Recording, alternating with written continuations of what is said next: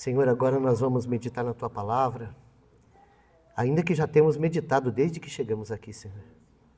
Louvado seja o Teu nome por tudo aquilo que o Senhor já nos deu, Senhor. E como nós somos sedentos, famintos e estamos atrasados, Senhor, então nós pedimos para o Senhor falar um pouco mais conosco. Então usa, Pai, esse resto de tempo que nós temos aqui para trazer para nós um pouquinho mais da revelação das Escrituras Sagradas para nós. Nós queremos Te adorar ouvindo, Senhor. Então nós pedimos a Ti, o Senhor, dar-nos um ouvido que ouve a Tua palavra. Dá-nos um coração que anela, Senhor, pela Tua vontade. E usa a Tua palavra, Senhor, para ganhar um pouquinho mais em nós. Nós Te pedimos e Te agradecemos, em nome do Senhor Jesus. Amém. Sabe, como eu sei que é um pouco árido o estudo de Atos, árido de doutrina, de princípios, de fundamentos, sempre que a gente vem para cá, eu considero diante do Senhor um texto que pode ajudar a gente a compreender melhor tudo o que nós vamos ler. E nessa manhã, o Senhor trouxe ao meu coração, na verdade, 3 versículos que veio com clareza ao meu coração. Então nós vamos começar lendo esses 3 versículos antes da gente ir lá para Atos dos Apóstolos, capítulo 8, 9 e 10. O primeiro versículo, ele se encontra na segunda epístola do apóstolo Paulo aos Coríntios, 2 Coríntios, capítulo 5, versículo 14. Está escrito assim, meus amados: porque o amor de Cristo nos constrange, julgando nós assim, que se um morreu por todos, logo todos morreram. O segundo versículo é o 17. Assim que, se alguém está em Cristo, nova criatura é. As coisas velhas já passaram, eis que tudo se fez novo. 2 textos riquíssimos, né? O primeiro deles aponta para a obra do Senhor. E a gente pode fazer assim uma tradução bem simples e clara desse texto, dizendo o seguinte, que Cristo morreu naquela cruz para nos levar a morrer com Ele. A morte dele é a nossa morte. Nós não gostamos dessa palavra morte, né? Mas essa é a morte mais bendita que existe, porque através da morte do Senhor, nós encerramos uma história antiga. Ou seja, a nossa história antiga ela não é encerrada quando a gente larga de beber, quando a gente larga de fumar, quando a gente larga de contar mentira, quando a gente larga de... Não. A nossa morte, ela ocorreu quando Cristo morreu. E quando nós cremos que nós estamos unidos a Ele, na sua morte, na sua ressurreição, isso significa claramente que houve um ponto final na nossa velha vida.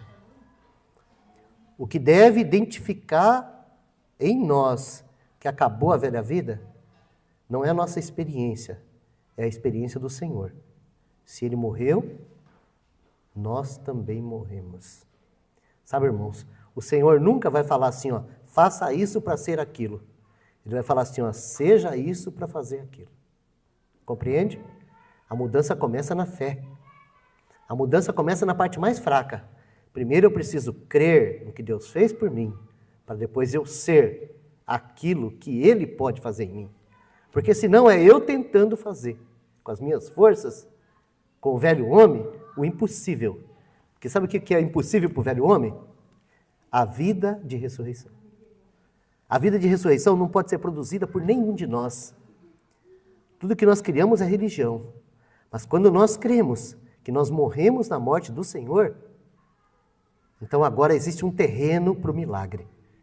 E a vida de ressurreição, ela é isso, ela é um milagre. Então o texto começa assim, tá? O amor de Cristo é que nos coloca junto. É o amor de Cristo que nos constrange. Ou seja, é o amor de Cristo que captura o nosso coração e nos leva a fazer esse julgamento. Se Ele morreu, eu também morri. Isso é um julgamento, viu? Julga isso. Se Ele morreu, eu também morri.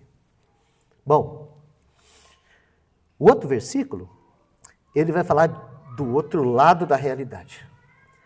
Todos aqueles que creram no Senhor Jesus, e se uniram a Ele, receberam um ponto final para uma velha vida. Ponto final. Deus faz assim, ó, ponto final. Você fala, não, mas eu tenho umas coisas boas lá. Deus fala assim, ó, ponto final. Não, mas eu tenho umas coisas importantes. Ponto final. Deus coloca um ponto final na nossa velha vida. E agora, Ele vai introduzir em nós uma nova vida. E esse é o outro versículo. Então ele vai dizer assim, ó, assim que se alguém está em Cristo, nova criatura é. Não está escrito nova criatura será. Nova criatura é. Ou seja, como que um pecador em Adão pode estar em Cristo? É lindo isso, né? Como que um pecador em Adão pode estar em Cristo? Vamos voltar um pouquinho aqui em 1 Coríntios, capítulo 1. Esse versículo aqui não estava nos meus planos, tá? Foi que o Espírito Santo me trouxe aqui para poder explicar para vocês esse assunto do nova criatura. Como que pode alguém que nasceu em Adão, nasceu pecador, nasceu perdido, agora está em Cristo? Como que é possível estar em Cristo? Então, aqui em 1 Coríntios, capítulo 1, no versículo 30, eu vou ler o texto aqui na nossa tradução, mas depois eu vou compartilhar com os irmãos uma outra tradução que eu fiz partindo do grego, tá? Tá assim, ó, escrito aqui na nossa tradução assim, ó. Mas vós sois dele, em Cristo Jesus, o qual para nós foi feito por Deus, sabedoria, justiça, santificação e redenção. Agora deixa eu trazer para vocês a tradução que eu fiz lá, pegando o texto original, tá? Então ficou assim a tradução, ó.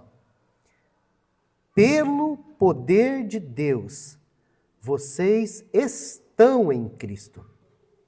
Pelo poder dele, vocês estão em Cristo. Ou, por operação dele, vocês estão em Cristo. Não, pelo poder dele. Pelo poder dele, vocês estão em Cristo. Ou seja, o poder da cruz chegou até nós e nos colocou nele. O poder do Evangelho nos convenceu do pecado, da justiça e do juízo e nos colocou em Cristo. O poder do Evangelho, ele operou duas coisas tremendas em nós. Ele colocou Cristo em nós e nos colocou em Cristo. Então, isso foi feito pelo poder dele. Pelo poder dele, vocês estão em Cristo, o qual, da parte de Deus, foi feito para nós em sabedoria, justiça, santificação e redenção. Ou seja, o Cristo assentado no trono da glória está completo, perfeito e santo. E eu e você fomos introduzidos dentro dele. Essa é a nossa realidade espiritual. Todos nós que cremos no Senhor, nós estamos dentro dele. E o que é vida cristã aqui na terra? O que nós fazemos com o pezinho no chão aqui? Então, dentre as coisas importantes que nós temos que fazer, como pai, como mãe, como marido, como patrão, como empregado, porque nós temos um monte de coisa importante para fazer aqui, vamos dizer assim, para dar testemunho do Senhor, para viver aqui, né? Esse curto período de vida nosso aqui não é uma coisa qualquer, é uma coisa séria, né? Que agora nós somos uma nova criação, nós estamos em Cristo, as coisas velhas já passaram. Agora, a parte mais importante dessa vida para nós, irmãos, a parte mais importante dessa vida para nós é ir naquele depósito de sabedoria, justiça, santificação e redenção e tomar o que a gente precisa lá e trazer para aplicar aqui. Não sei se os irmãos entendem isso, mas eu aprendi na minha vida como ser humano que eu não posso viver de qualquer jeito. Então, quando o Senhor me manda uma ofertinha um pouquinho maior, que dá para mim pagar a água, a luz, o aluguel, a gasolina e sobra um dinheirinho, eu tenho lá no banco um acesso numa continha lá, onde quando passa um pouquinho eu ponho lá, né? Passou um pouquinho eu ponho lá. Sabe como chama aquele pouquinho que eu vou pondo lá? Sabe como que eu chamo aquilo lá? Depósito. É um depósito de segurança. Que eu vou colocando lá um pouquinho, né? Aí o que acontece quando chega no final do mês e não entrou o suficiente para pagar a água, para pagar a luz, para pagar o aluguel, para colocar comida dentro de casa? O que eu faço? Eu vou lá naquele meu depósito de emergência e pego aquilo lá sem me preocupar e pago as coisas e descanso. Sabe, demorou para mim aprender a fazer isso. Quando eu não tinha juízo, eu fazia assim, ó, quando eu pegava um servicinho que dava um dinheirinho a mais, eu trocava de carro. Pegava outro servicinho que dava um dinheirinho a mais, eu fazia uma viagem. Eu pegava um outro servicinho que, né, tinha condição aí de sobrar um dinheiro, eu ia para o shopping e gastava tudo numa noite. Né? E aí quando vinha a crise, aí eu ficava desesperado, eu entrava no cheque especial, cartão de crédito, me endividava. Mas aí eu aprendi que se eu tivesse um depósito, eu poderia ter uma vida mais tranquila nesses momentos de desespero. Então eu parei de desperdiçar dinheiro naquilo que é vão, sabe? E comecei a viver assim, sabe? Minha confiança não está aí no depósito. Minha confiança está no Senhor. Porque a melhor aplicação financeira que eu faço é quando eu oferto ao Senhor. Essa é a melhor aplicação que eu faço. Mas, sempre que me entra um recurso, eu coloco diante do Senhor assim, ó, o que é para o Senhor, o que é para a minha despesa e o que é para o depósito. E o Senhor, Ele dirige essas coisas facilmente na nossa vida. Né? Mas eu penso que a importância da gente ter esse depósito, ela é didática. É você saber que você tem um lugar onde buscar recurso. Agora, na vida cristã, por que eu estou trazendo isso para a vida cristã? Porque na vida cristã, nós entramos na vida cristã com um depósito insondável, inesgotável. Um depósito onde tem tudo o que nós vamos precisar por toda a eternidade para viver a vida cristã. Um depósito de sabedoria. Eu sou um jurão, mas eu tenho um depósito de sabedoria em Cristo. Um depósito de justiça. Eu sou injusto, mas agora eu não preciso mais andar nas minhas gambiarras, porque eu tenho em Cristo um depósito de justiça. Sabe, irmãos, santificação não é mudança de roupa. Santificação é uma pessoa. E eu tenho em Cristo um depósito de santificação. Sabe, quando a gente fala de redenção, redenção é uma coisa tão grande, irmãos. Porque nós fomos redimidos, estamos sendo redimidos e seremos redimidos. Redenção é algo muito grande. Mas para tudo que eu preciso de redenção, eu tenho em Cristo um depósito de redenção. Então, na minha vida cristã, a minha vida cristã ela vai ser frutífera, graciosa, abençoada, se eu aprender a usar esse depósito, dia a dia, usar esse depósito. Ou seja, você está em Cristo. Então, em vez de você viver na carne, viva no Espírito. E desfrute desse depósito, traga para a terra, traga para a tua vida, para o seu dia a dia esse depósito de tesouros do Senhor. Então, aí sim, você vai desfrutar plenamente do que está escrito aqui. Se alguém está em Cristo, nova criatura é. As coisas velhas já passaram. É difícil, né, se lembrar disso, né? Na hora que corta a água, né? É difícil se lembrar disso, né? Na hora que o motor do carro funde. É difícil se lembrar disso, né? Mas nós precisamos estar cheios dessas verdades, de que nós somos uma nova criação e que as coisas velhas já passaram. Porque, meus amados, quando nós nos apropriamos dessa verdade e levamos ela para o nosso dia a dia, então vai surgir 1001 necessidade. Né? Que os irmãos falam assim, ó, domingo é fácil viver vida cristã, o problema é segunda.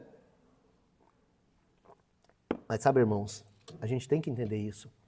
A gente está aqui só para lembrar os irmãos que cada um tem um depósito, que é para começar a usar na segunda-feira de manhã. Você tem em Cristo um depósito. Então você pode, antes de você começar seu dia, você pode botar a tua cara no pó, ir lá e pedir para o Senhor te revestir de Cristo. Você pode pedir para o Senhor trazer a mente de Cristo para guiar os teus caminhos. Você pode pedir para o Senhor a provisão espiritual para você lidar com um cliente chato, para você lidar com o congestionamento do trânsito, para você lidar com tudo e com todos. Sabe? Porque você tem que entender que o Senhor, Ele arranja Todas essas circunstâncias do nosso dia a dia, Ele arranja. Vou dizer para você, até o diabo, para tocar em você, precisa de autorização. Então, se a tua vida está no inferno, é porque, de certa forma, sabe, Ele está recebendo autorização para ir lá tocar na sua vida. E por que o Senhor permite que vire esse quiprocó na nossa vida? Porque o Senhor quer nos ensinar a viver em Cristo. A não mais recorrer à velha vida antiga de viver. Para nada. Sabe, irmãos, eu preciso confessar esse pecado para os irmãos. Eu era um novo convertido e eu não sabia o que era habitar em Cristo. E eu tinha um problema grave com dinheiro. Talvez esse era o meu maior problema.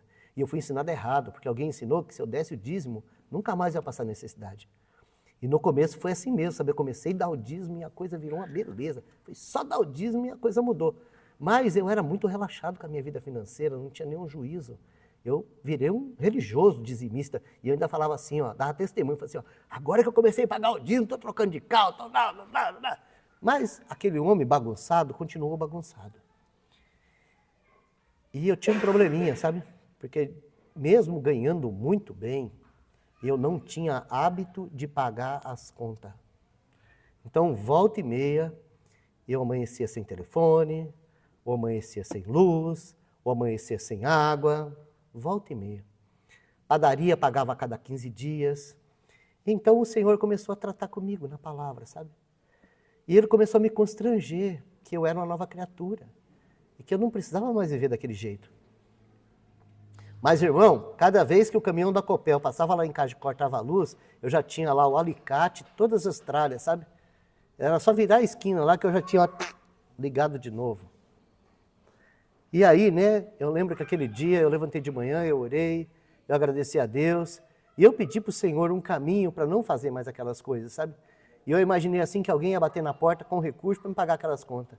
E ninguém bateu, irmãos. Ninguém bateu. Estou compartilhando com os irmãos com vergonha.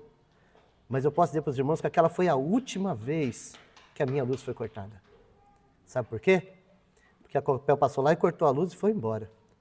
E aí, sabe, já chegaram para mim com alicate, assim, falaram assim, ó, toma, você vai lá ligar. Eu falei, não vou, mas se o Senhor não der um jeito,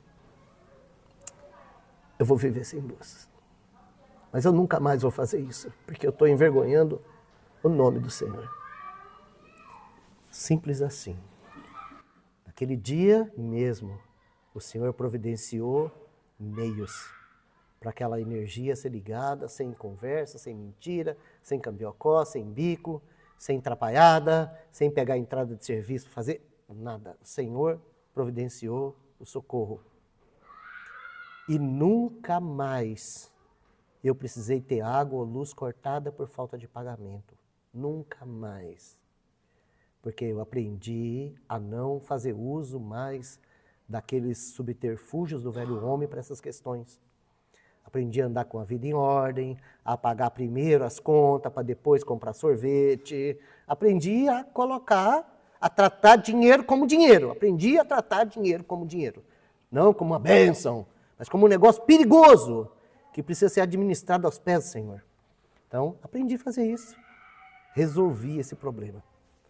Aí um dia, né, eu fui pagar a conta da padaria, foi a mesma coisa. Cheguei lá, paguei a conta da padaria. Falei assim, Senhor, me ajuda. O Senhor é o meu Pai. Está escrito, o pão nosso de cada dia dá-nos hoje.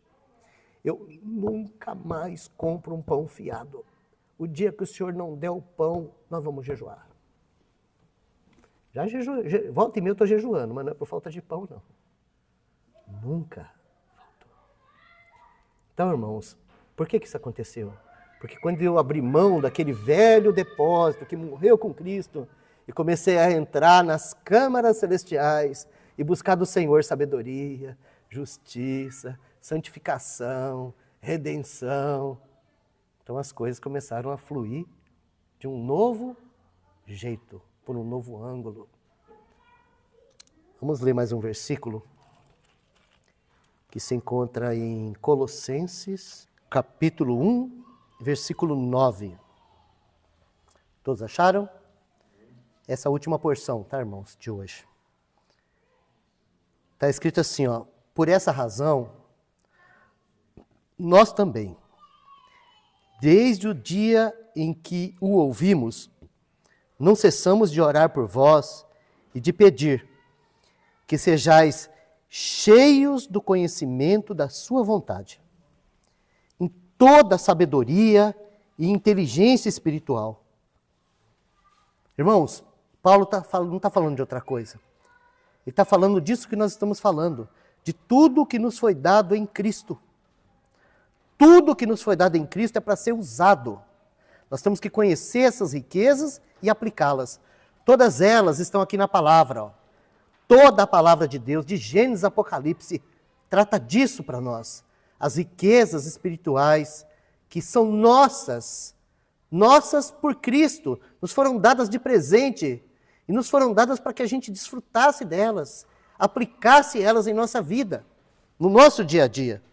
Então, aqui está falando que o desejo e a oração do apóstolo pelos irmãos é para que eles fossem cheios do conhecimento da vontade de Deus, para que eles fossem cheios de toda a sabedoria e discernimento espiritual. E aí no verso 10 ele vai falar assim, ó, para que possais andar dignamente. Tem uma coisa errada aí na nossa Bíblia, tá? Tem uma coisa errada. Não sei se na de vocês está assim, ó, dignamente diante do Senhor. Tá assim? Tira esse diante. Está errado. Não está no original. É andar dignamente do Senhor. Andar naquilo que você é. Andar aqui nessa terra imunda, suja, como filho de Deus que você é. Andar aqui, na nova criação. As coisas velhas já passaram, tudo se fez novo. Ou seja, você é do Senhor. Então, anda dignamente do Senhor. Anda dignamente do Senhor. Agradando-lhe em tudo. Frutificando em toda boa obra e crescendo no conhecimento de Deus. Eu quero só pegar essa palavra, agradando-lhe em tudo. Às vezes a gente pensa que a gente agradar a Deus é viver vida religiosa. Mas eu estou me lembrando de um texto aqui que eu acho que era bom compartilhar com os irmãos. Só um, tá? Tem muitos outros que tratam desse assunto de agradar a Deus. Mas esse foi o que o Espírito me trouxe à mente. Tá? Esse texto está lá em 1 Pedro. 1 Pedro. Capítulo 2. 1 Pedro, capítulo 2. Tá? O assunto aqui é agradar a Deus. Então eu vou começar do versículo 15, tá? Ó. Porque assim é a vontade de Deus. Opa! Grifa isso aí, vontade de Deus. Então, nós estávamos falando ali na mesa ali de como o judaísmo traz para a cabeça dos crentes que a vontade de Deus é que você seja multimilionário. Né? Mas aqui nós estamos falando do apóstolo Pedro, falando da vontade de Deus. Né? E ele vai falar assim, ó, porque assim é a vontade de Deus, que fazendo bem, tapeis a boca a ignorância dos homens loucos. Tá? Fazendo bem. Aí ele vai dizendo assim, ó, como livres, graças a Deus que nós somos livres, não tendo a liberdade por cobertura de malícia. Ou seja, não usar dessa liberdade para passar a perna nos outros. Né? Eu estou na graça mesmo, né? Eu faço aqui, depois eu peço perdão ali, está tudo resolvido. Mas a gente não deve viver assim. Isso não agrada a Deus. Então ele continua, falando assim, ó. Mas, como escravos de Deus. Irmãos, a palavra aqui, servos, é doulos no original, que significa escravos. Então aqui o texto está dizendo que nós devemos servir a Deus assim. Livres, mas escravos. Livres do pecado, livres da malícia, livres da carne, livres do mundanismo, livres do poder de Satanás, mas escravos de Deus. Fazendo bem, sois afligidos e o sofreis. Isso é agradável a Deus, porque para isso sois chamados, pois também Cristo padeceu por nós, deixando-nos uma cópia escrita de todos os detalhes, para que sigais as suas pisadas. Eu fiz a tradução original aqui, tá? para os irmãos entenderem. Está assim no original, tá? Não está pisadas. Tá? A palavra é upografos, que é uma cópia escrita de tudo. Ou seja, a palavra de Deus foi deixada para nós para que a gente soubesse que isso é agradável a Deus, que nesse mundo caído, nós, por causa do temor de Deus, sofremos, padecemos. Sim, é muito precioso quando a gente experimenta a comunhão dos sofrimentos de Cristo por causa da sua igreja. É muito precioso quando a gente padece por causa da cruz, quando a gente é exprimido por causa do Senhor, porque dessa maneira o nosso caráter está sendo transformado para a eternidade, porque daqui a pouquinho essa vida biológica aqui vai acabar e nós vamos entrar na eternidade. E tem muitos irmãos que já estão sofrendo de antemão, sabe? Qual vai ser a proximidade deles do Senhor na eternidade? Ah, eu vou estar muito longe do Senhor na eternidade. Não, Deus tem um caminho para você ficar muito perto do Senhor na eternidade. É ser transformado na imagem do Senhor. Quanto mais parecido você estiver com Cristo, melhor será na eternidade. E isso não vai acontecer assim. Isso está acontecendo agora. Então, meus irmãos, glória a Deus pelas bênçãos, glória a Deus pelo cuidado do Senhor, glória a Deus pela provisão, glória a Deus pelo socorro, glória a Deus pelos milagres, glória a Deus porque nós somos uma nova criatura, as coisas velhas já passaram, tudo se fez novo. Mas não esqueçam disso. É agradável a Deus que nós cresçamos em tudo, naquele que é a cabeça, Cristo. E o nosso cabeça, ele seguiu um caminho para chegar naquele trono. E foi um caminho de perder, para ser soberanamente colocado lá. Então, quando vir as percas, irmãos, em nome de Jesus, entenda o que eu estou dizendo, tá? Entenda o que eu estou dizendo. Porque eu estou falando das coisas mais altas da vida cristã. Quando vir as percas por causa de Cristo, perca por causa de Cristo, regozija. Porque o Senhor, ele tem pressa nesse trabalho de preparar os seus filhos maduros para aquele glorioso momento da eternidade. Vou terminar. Colossenses capítulo 1, nós paramos no versículo 10, né? Verso 11.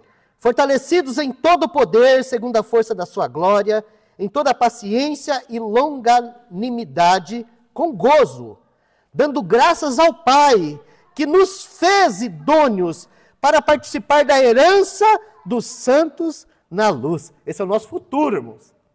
Então, ele vai terminar dizendo assim, ó, o qual nos tirou da potestade das trevas, ou do domínio das trevas, da autoridade das trevas. Ele nos tirou da autoridade das trevas e nos transportou para o reino do Filho do seu amor. Tá? Entendam isso. Jesus é o Filho do seu amor. Certo? Ponto? Não ponto. Jesus veio a esse mundo com o propósito de conduzir muitos filhos a esse mesmo lugar. Então agora você é tirado de um lugar onde você era inimigo de Deus e escravo do pecado. E você é colocado numa posição onde você é filho amado. Entendeu isso? Você não é mais escravo, você é filho amado. Outrora você era um escravo, agora você é filho amado. Então, irmãos, nós temos que deixar para trás tudo aquilo que nós herdamos do escravo para viver como filho amado de Deus. E essa mudança tem que acontecer aqui, ó. Não sou mais eu. Tem um irmão na história da igreja que ele era muito boêmio, mulherengo. E ele creu no evangelho e experimentou essa separação gloriosa da palavra de Deus. Ele é conhecido pelos teólogos por Santo Agostinho, né? Mas o nome dele era Agostinho, Agostinho de Hipona, acho que era isso aí. E depois de muitos anos servindo o Senhor, um dia ele volta lá na cidade dele e ele encontra com uma daquelas mulheres de cabaré na rua. E a mulher reconheceu ele. Então a mulher falou assim, ó, Agostinho! E ele disse assim para ela, sou eu. mas não sou mais eu. Louvado seja Deus. Senhor, muito obrigado por essa obra que o Senhor fez. De nos tirar do império das trevas. De nos libertar daquela escravidão horrenda a qual todos nós vivíamos. E de colocar dentro de nós essa nova identidade de filho. Muito obrigado, Senhor, por esse depósito glorioso que nós possuímos em Cristo. Muito obrigado por essa nova realidade de que agora nós somos uma nova criação. Ó Senhor, nós nos humilhamos na Tua presença para pedir ao Senhor, para o Senhor nos capacitar a experimentar essas verdades na nossa vida diária. Nós não queremos mais andar na velha natureza. Nós não queremos mais servir a nossa carne com suas paixões e cobiças. Nós não queremos mais viver como escravos, porque agora nós somos Teus filhos.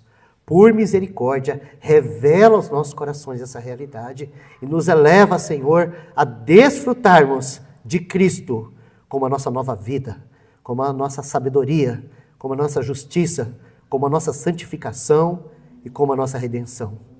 Isso nós te pedimos, ó Deus, e te agradecemos. Em nome de Jesus. Amém. Louvado seja o Senhor.